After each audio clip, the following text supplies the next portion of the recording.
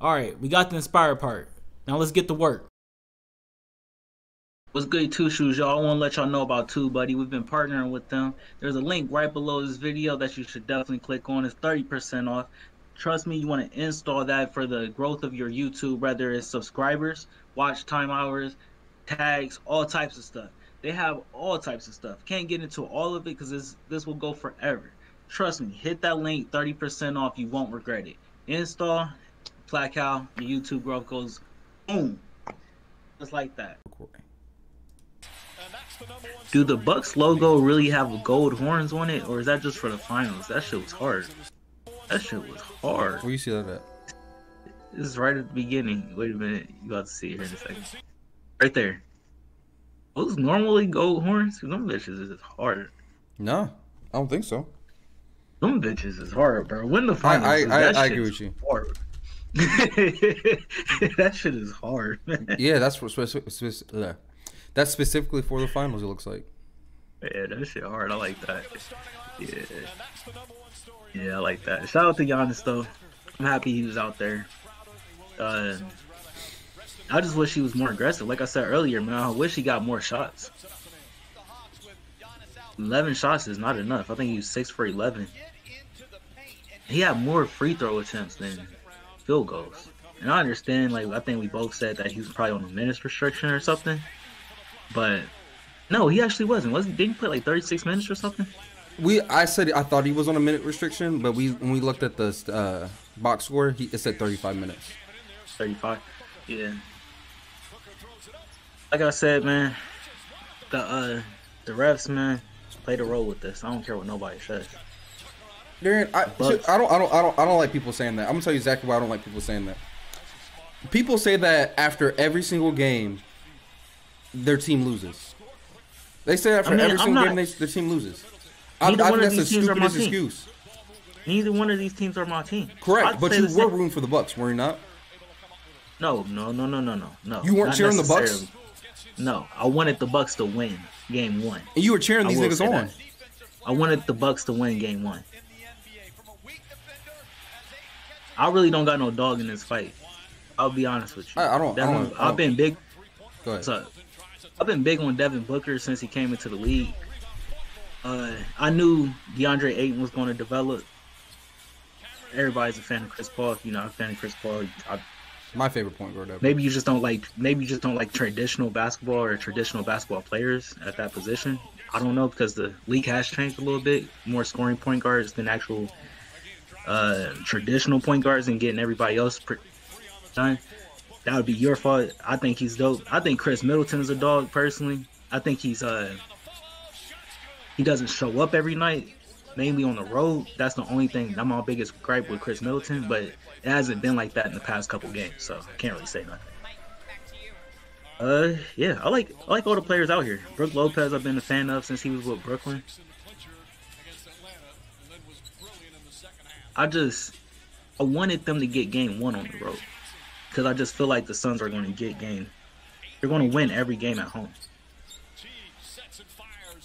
They're just that good. But the referees, back to that though. The Bucks took 16 shots from the free throw line, and the Suns took 26. And 12 of those shots for the Bucks was Giannis. Now, I don't know. When Chris Middleton takes 26 shots, I don't see how he doesn't attempt a free throw. There, show me when he got fouled. Hey, real quick. Did you see that kick out by Chris Paul? The one that just happened? Yeah, there was no contact, but did you see the kick out?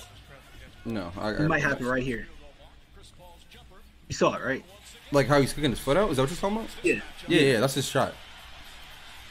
Nah, bro.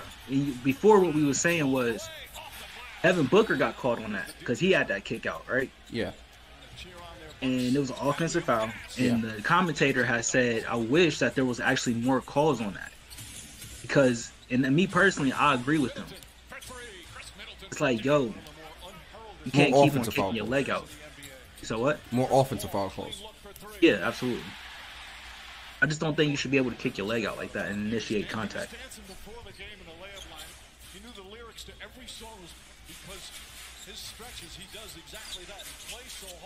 What player was you most surprised with last night? Probably Drew Holiday playing bad. Really? And that's just because I felt like he settled for like a lot of jump shots. I think you made the point when we were recording earlier. He wasn't attacking. He wasn't being aggressive attacking the basket. I think he was settling a lot. Yeah. I mean, if you're going to take that many shots, which is I don't got a problem with him taking 14 shots, you got to play better defense. I keep on forgetting what Chris Paul's numbers was, but he had like 32 and 9 assists. Yeah, okay. Yeah, see, you got to defend that, man. I'm not saying you got to hold Chris Paul under 25 points. That's around 25, around 25, 27. Don't let him get into that 30-point club because he's a traditional point guard. He's going to get those. I thought he was out when this happened. I'll keep on saying that because I thought it was over. I thought his ankle was done for. But what was I trying to say? I'm sorry. What was I just saying? You were trying to slow down Chris Paul. Yeah, slow down Chris Paul, bro.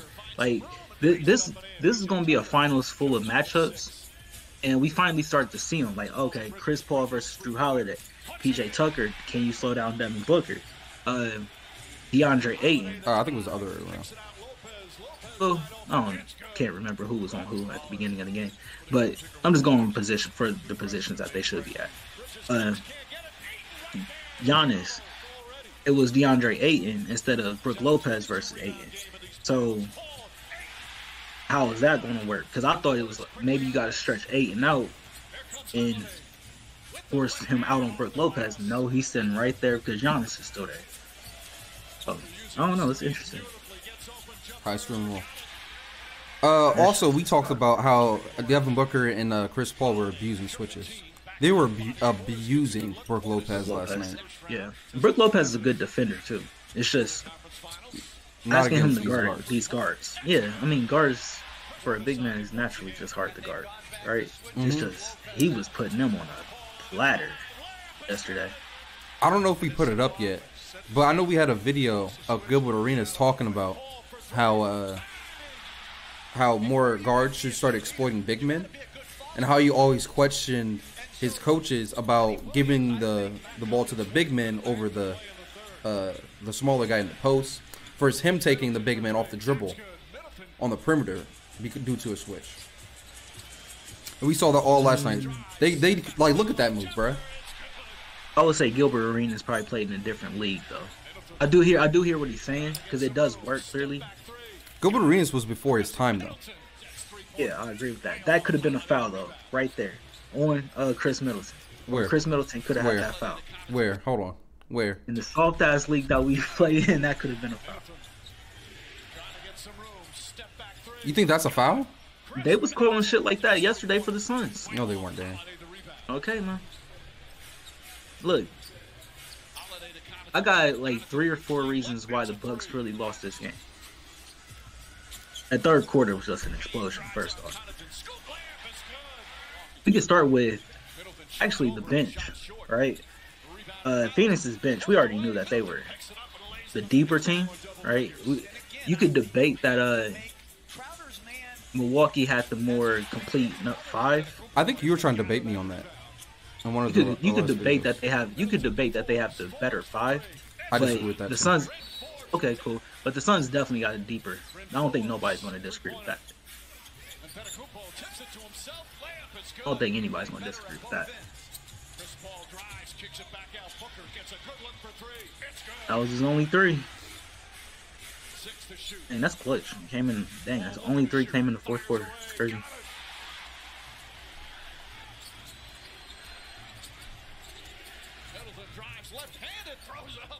Okay, dog. Bro, they were cooking last night, bro. That kick out. If they're both on, I don't know what a team does. I don't know how you defend them. Chris Paul and Devin Booker. If they're both on, that's too hard to defend. because that's I gonna don't put know so if much pressure. 8 for 21 it ain't on, bro. He had 27 points and 10 of them came from the free throw line. I don't know if that's on.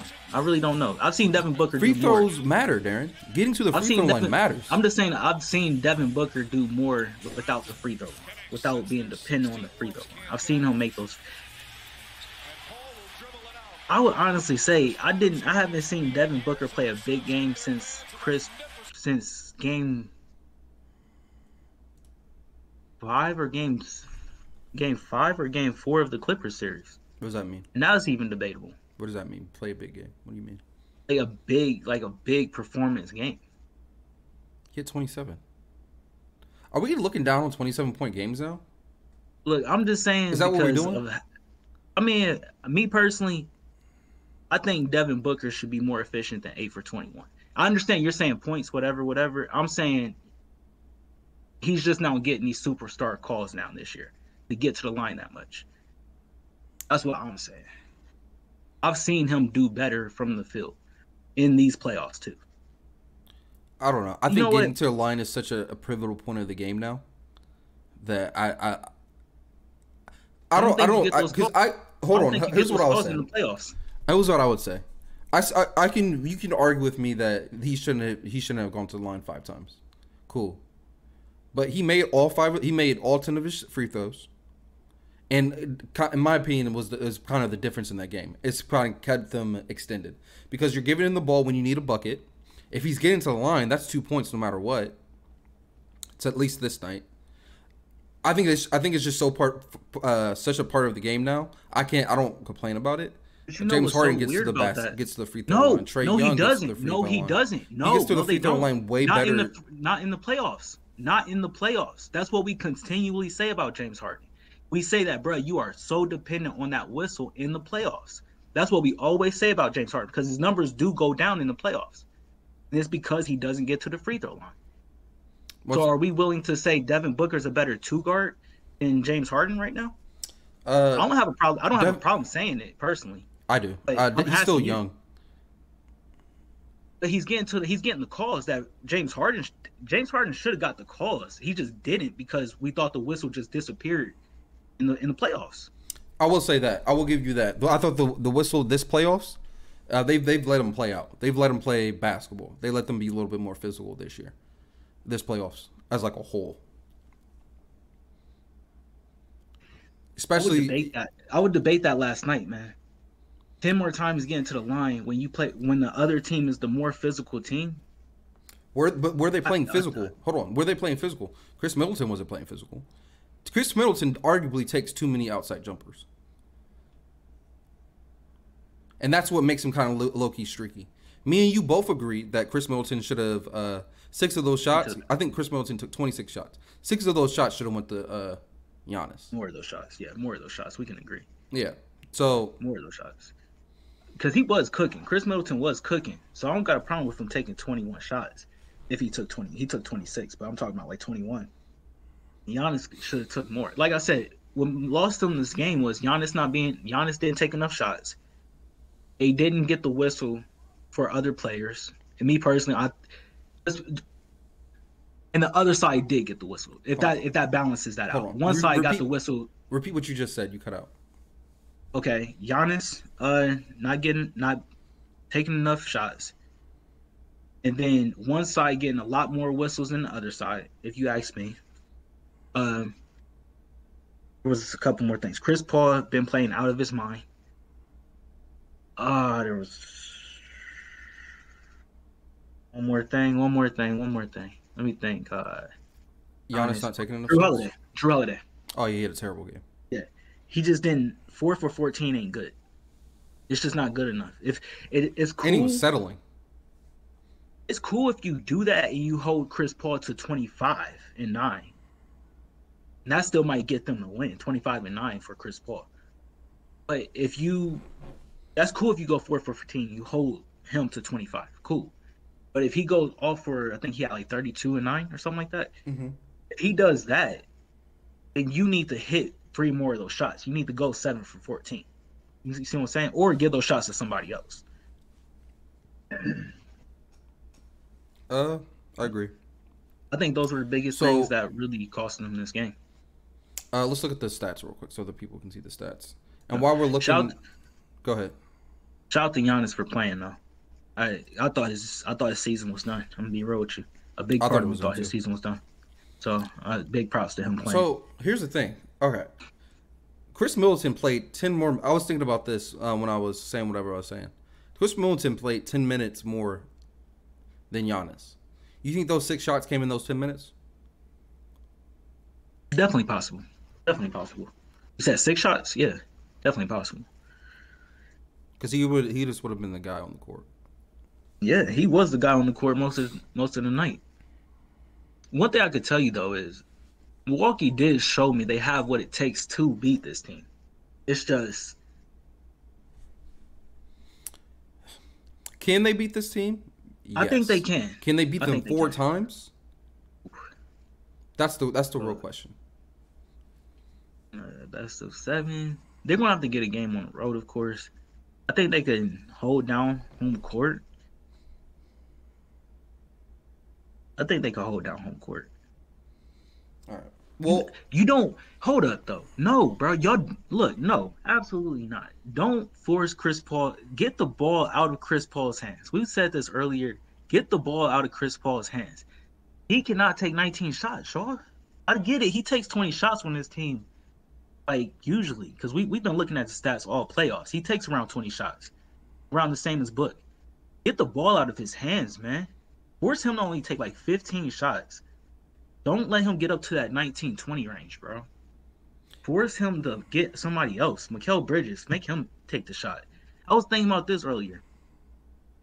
And we were saying, because before we said double team DeAndre Ayton. No, I said double team them on the offensive side. So let's say if Drew Holiday is penetrating, Ayton's just there. Well, you get some type of pass to Giannis, bounce pass to Giannis, or Giannis is attacking. Well, Brook Lopez need to be running from the wing. They gotta figure out something because Ayton's just going to take away whoever the big paint presence is, and that's Giannis. Yeah, you keep saying double team. What he's saying, attack Ayton offensively. Attack Ayton. Thank you. Attack Ayton with more than one person. Thank you. And if make he him decides, make the decisions defensively. Should I come up or should I stay back and play? Just make him. Yeah, that's what you're trying to say. Yep. Yeah. And then on the other side, if Ayton gets the ball in the paint, I say once again double team him. Throw 2 people at him and force him to kick it out to Jamison Crowder. Jamison Crowder should be the person taking the shot that you should force to take the shot if Ayton gets the ball. Chris Paul, deny him the ball from the jump. But once again, you got to remember, Chris Paul is also initiating the offense. Probably 70% of the time he's coming up the court. So if you're forcing the ball out of Chris Paul's hands, 9 times out of 10, it's going to be in Devin Booker's hands to make that play, to either pull up for his little midi or make the right pass because the defense collapsed on him. Now, I would argue, yes, you would be right in the sense of I'd rather that be Devin Booker than Chris Paul, but you still have another superstar scoring guard with the ball in his hands. So that might work, but Devin Booker's a killer. Devin Booker might go for 50 if you play like that. That's all I think of. I think that's challenging Devin Booker to have a crazy big game. Well, then you know who I could challenge to have a big game? Giannis. Giannis needs to have a big game against this team. I know Ayton's there. Giannis plays how we think Ben Simmons should play. That's basically how Giannis plays. Ben Simmons is a better passer, but I see what you're saying. Yeah, I see what you're saying. Then let me rephrase it like this: Giannis plays how everybody wants Ben Simmons to play.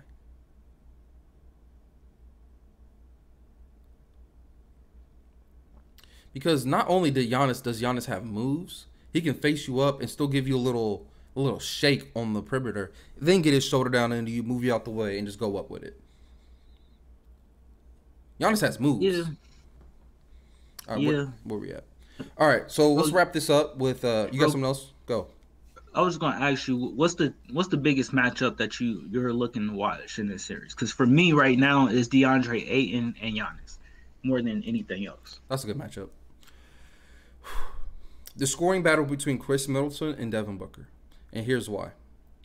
I think on paper and just by most basketball fans, like what they think, Devin Booker's a better scorer and a better player than Chris Middleton. He's better. They relatively kind of do the same thing, but he's better at it. Chris Middleton probably takes more threes than him, but they relatively do the same thing. I think that scoring matchup is going to be the difference in the series. Is Chris Middleton going to give his team enough scoring to be able to match Devin Booker's scoring to make him irrelevant in the game? That's what I'm thinking. And also, Jrue Holiday has to step up, dog, because Jrue Holiday is going to be the one guarding Devin Booker this most of the time down court. And not only that, Jrue Holiday he needs to put more pressure on Chris Paul. Like Chris Paul is an offensive. He's good on both sides of the ball. Let me not discredit his defense at all, but you need to make him work on the defensive side. I think to try to get him a little bit more off of his offensive side, you got to make him work, and that includes attacking him. Exactly. And last but not least, Monty Williams versus Budenholzer. I'm still calling for Budenholzer's job, even though he's probably gonna keep it at this point. I got Monty Williams. I think he's the better head coach. I think he is a better head coach. I think he has a better team. Yeah, I think it's that simple. I still think they got the most unstoppable player, though. Yes, I think so. I'll give you this: Giannis is the best player on the court, but he needs to act like it. Well, hold up. Let me just do a quick. We can end it after this. I think Giannis is the most dominant. Chris Paul is the smartest, and Devin Booker is the. I had a word for it, but I forgot now. I forgot. You said before. What is skillful? You said up and coming superstar. You called him the up and coming superstar, or some shit like that. Yeah, up and coming superstar, just a more skillful player on the court. But yeah, that's how I would define it more so. Chris Paul's the smartest. Giannis is got to be the most unstoppable. And Ayton cannot stop you, bro. Ayton is showing up in these playoffs, and he is challenging every big man, and letting his name be known. Giannis, stop this man. And I'm an Ayton fan. Giannis, stop this man. Humble him. Humble him. At least 2 games, humble him. Please. Do you want Giannis guarding Ayton, though? That's the other question. It's not really like if I'm the Suns, I want Ayton guarding Giannis. That makes sense to me. Yeah, big. I'm talking about more so on that side because that's not going to change. They're not going to put Ayton on Lopez because Lopez is going to be in the corner. They're going to put him on 8. They're going to put him on Giannis because all he has to do is sit in the paint and wait for Giannis to come towards him. Baptize this man, Giannis. Baptize this man. I'm telling you, I like Ayton. Out of the draft, I like Ayton. With Phoenix, I like Ayton. This year, I love Ayton. Giannis, baptize this man. That's actually funny. I didn't care for Ayton in the draft. I understood the pick. It made sense. I understood the pick, but I think they should have went Arizona. Did you watch Arizona State? Was it Arizona State or Arizona? Forgot. Did you watch Arizona? Them? No, I didn't. Okay. Yeah. But you got to remember, I was so hype on Luka coming into that draft. I thought they should have went Luka. You was hype on Trae Young. You was more hype on Trae Young than that's because I made a bet with Trae Young. All right, man. Let's wrap this up. But Giannis baptized that man. Budenholzer do a better job. Jrue Holiday show up too. Facts. All right. Thank you all once again for watching our video. We really do appreciate it. Make sure you like and subscribe down below. Also, make sure you go to our social medias and follow us on social media. We're on Twitter, Facebook, and Instagram. We're also on TikTok at inspiredbyambitionpro.com. That's inspiredbyambitionpro.com. I'm wearing the white one right now. Go check that out. Thank you all for watching again. We really do appreciate it. Peace out. Peace. Y'all stay up.